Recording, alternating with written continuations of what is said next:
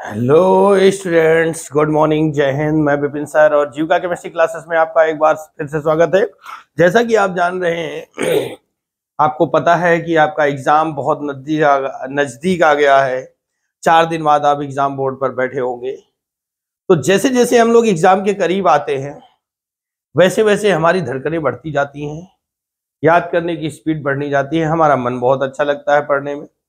But इस समय हम लोगों को किस चीज की जरूरत होती है? इंपॉर्टेंट क्वेश्चंस की, है ना।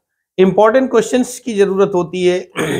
जितना ज्यादा इंपॉर्टेंट क्वेश्चन मिल जाए जो बोर्ड के लिए काम आए, और वही क्वेश्चन फंस जाए, तो कोशिश करते हैं हम लोग कि आपके लिए ऐसे इंपॉर्टेंट क्वेश्चन की छोटी छोटी वीडियोस आपको बनाए जाए, जैसे कि आप 70 में से 70 थ्योरी में ले सकें, और प्लस आपका 30 नंबर का प्रैक्टिकल इक्वल टू क्या आ सकता है? 100%। तो 100% तो बहुत कम की बात है भाई, रेयर केस होता है। बट 95 to 97, है ना, 95 to 97 तक लाना बड़ा आसान हो जाएगा। तो आज हम लोग कुछ, जैसा कि आप देख रहे हैं कि पिछले वीडियोस में हम लोगों ने रिएक्शंस के बारे में किया था काम, आज हम लोग उसी के बारे में आगे बढ़ते हैं। तो कुछ प्रमुख अभिक्रियाएं यहां लिख सकते हैं, प्रमुख अभिक्रियाएं। तो नंबर 1 पर हमारा बनता है जो चैप्टर नंबर 7, चैप्टर नंबर 7 के लिए बन रहा है केवल ये बहुत बढ़िया रिएक्शन, विलियमसन संश्लेषण। विलियमसन संश्लेषण के बारे में बात करते हैं, जो इस चैप्टर के लिए बहुत महत्वपूर्ण क्रिया है। तो क्या होता है कि जब सोडियम या पोटेशियम एल्कोक्साइड, जब सोडियम या पोटेशियम एल्कोक्साइड की क्रिया एल्किल हैलाइड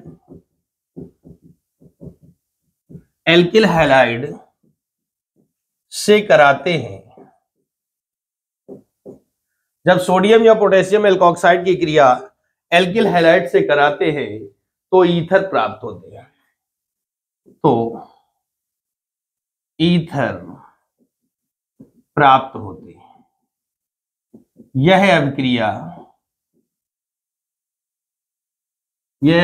विलियमसन संश्लेषण कहलाती है। अब like C2H5ONa sodium ethoxide plus BrC2H5 bromoethane या एथिल ब्रोमाइड क्रिया कराएंगे तो इतना पार्ट निकल जाएगा। क्या बचेगा? C2H5O C2H5 plus NaBr, diethyl ether obtain हो जाता है। इसी के साथ एक दूसरी अभिक्रिया आती है जिसका नाम है, तो इस चैप्टर के लिए बहुत अच्छी है, फ्रीडल क्राफ्ट अभिक्रिया। फ्रीडल क्राफ्ट अभिक्रिया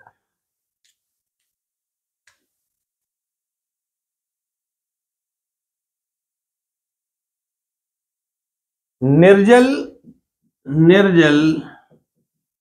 AlCl3 की उपस्थिति में,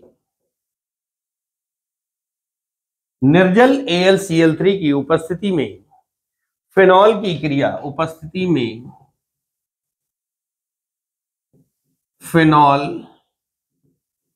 क्रिया, निर्जल AlCl3 की उपस्थिति में फिनॉल की क्रिया एल्किल हैलाइड से कराने पर,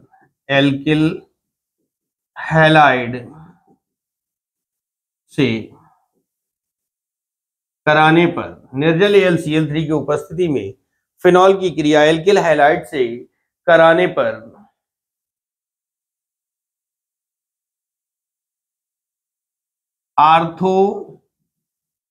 आर्थो एवं पैरा व्युत्पन्न प्राप्त होते हैं। फ्रीडल क्राफ्ट अभिक्रिया कहलाती है। आगे लिखेंगे फ्रीडल क्राफ्ट अभिक्रिया कहलाती है। रिएक्शन लेते हैं। OH, मान लो हमने CH3Cl ले लिया, निर्जल AlCl3 की उपस्थिति है, हीट करेंगे तो OH और CH3 आर्थो का हो जाएगा, नाम होगा आर्थोक्रिसॉल, आर्थोक्रिसॉल प्लस OH CH3 पैरा क्रिसॉल, ये प्राप्त हो जाएगा। फ्रीडल क्राफ्ट अभिक्रिया कहलाती है। इस चैप्टर की प्रमुख 2 अभिक्रियाएं हो चुकी हैं दोस्तों।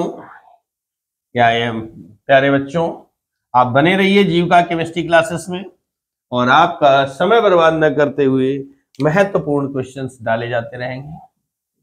तीसरी हेडिंग है रीमर टीमैन अभिक्रिया। रीमर टीमैन अभिक्रिया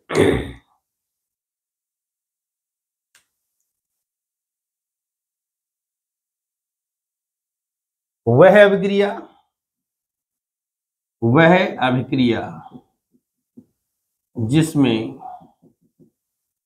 फिनॉल, वह अभिक्रिया जिसमें फिनॉल CHCl3 यानी क्लोरोफॉर्म या CCl4 के जलीय विलयन, वह अभिक्रिया जिसमें फिनॉल CHCl3 या CCl4 के जलीय विलयन के साथ कास्टिक क्षार की उपस्थिति में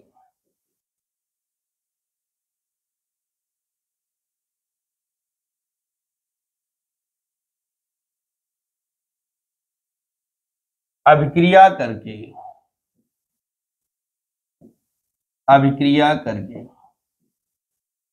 सैलिसिलिक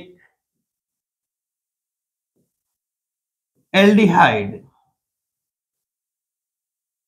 या अम्ल देता है। रीमर टीमैन अभिक्रिया कहलाती है। वह अभिक्रिया जिसमें फिनॉल क्लोरोफॉर्म या कार्बन टेट्राक्लोराइड के विलयन के साथ क्षार की उपस्थिति में अभिक्रिया करता है तो सैलिसिलिक एल्डिहाइड या सैलिसिलिक अम्ल देता है। आइए, phenol plus CHCl3 plus 3NaOH क्षार के लिए हो गया, रिएक्ट कराएंगे, है ना, रिएक्ट कराएंगे तो सैलिसिलिक एल्डिहाइड बनता है OHCHO प्लस 3NaCl, देखिए इतना पार्ट निकल जाता है, और प्लस 2H2, ये बना सैलिसिलिक एल्डिहाइड। और अगर यहीं पर हम फिनॉल की क्रिया CCl4 प्लस 4NaOH के साथ कराएं तो सैलिसिलिक एसिड बनता है OHCOOH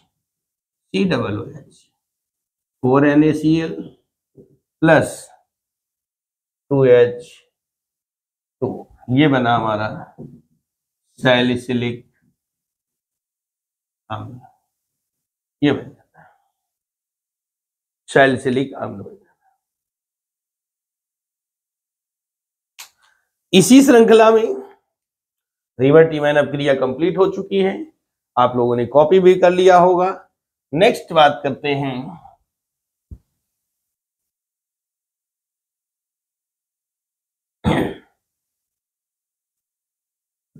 चौथी और जो महत्वपूर्ण अभिक्रिया है कोल्बे श्मिट अभिक्रिया। कोल्बे श्मिट अभिक्रिया चौथी और महत्वपूर्ण अभिक्रिया। सोडियम फेनॉक्साइड, सोडियम फेनॉक्साइड को CO2 के साथ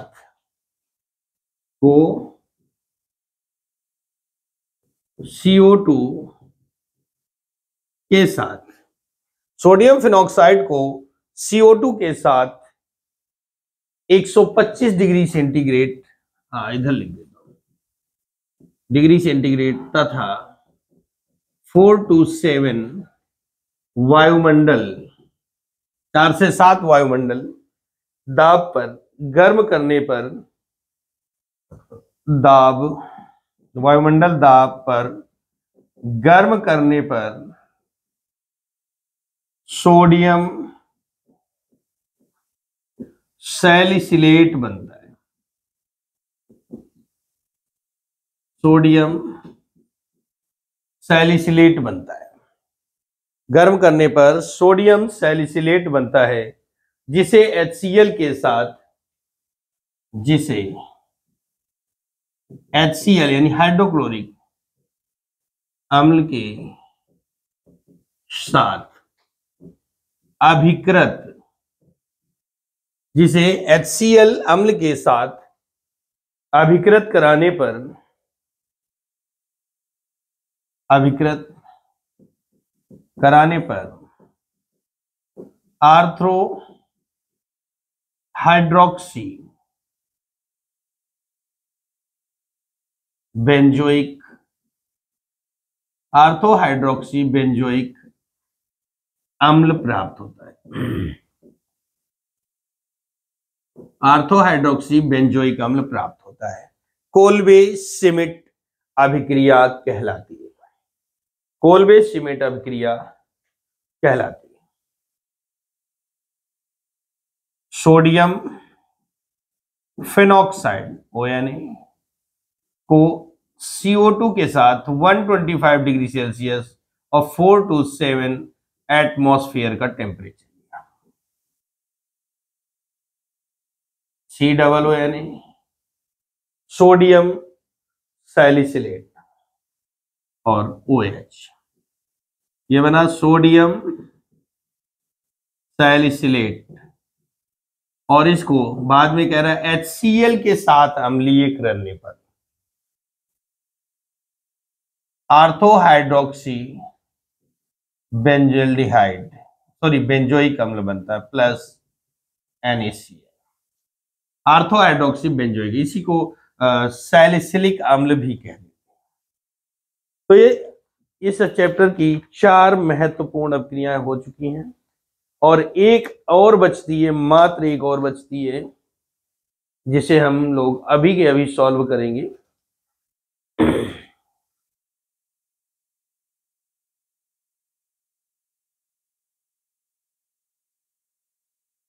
नंबर 5 पर रिएक्शन है हमारी अविरत ईथरीकरण, अविरत ईथरीकरण। अविरत ईथरीकरण पर काम करना है हमको, बहुत ही इंपॉर्टेंट है, बहुत पूछी जाती है अभिक्रिया।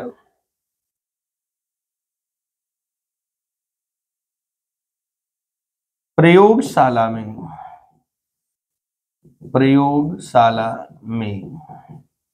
है ना, इसमें प्रयोगशाला में एथिल एल्कोहल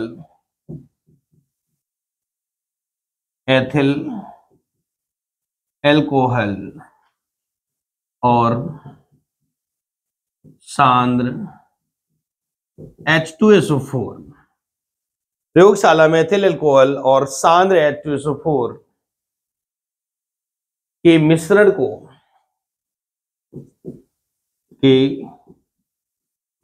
को 140 डिग्री सेंटीग्रेड पर, 140 डिग्री सेंटीग्रेड पर गर्म करने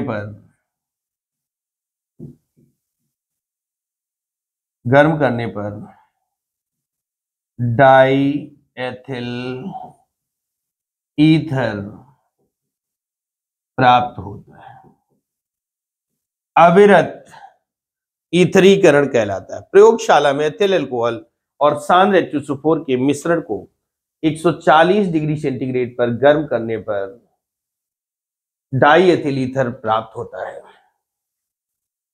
तो क्या होता है, C2H5OH plus H2SO4 arrow mark के ऊपर 140 डिग्री सेंटीग्रेड पर हीट करेंगे तो बनेगा C2H5HSO4 ethyl hydrogen sulphate plus H2O बाहर हो जाएगा।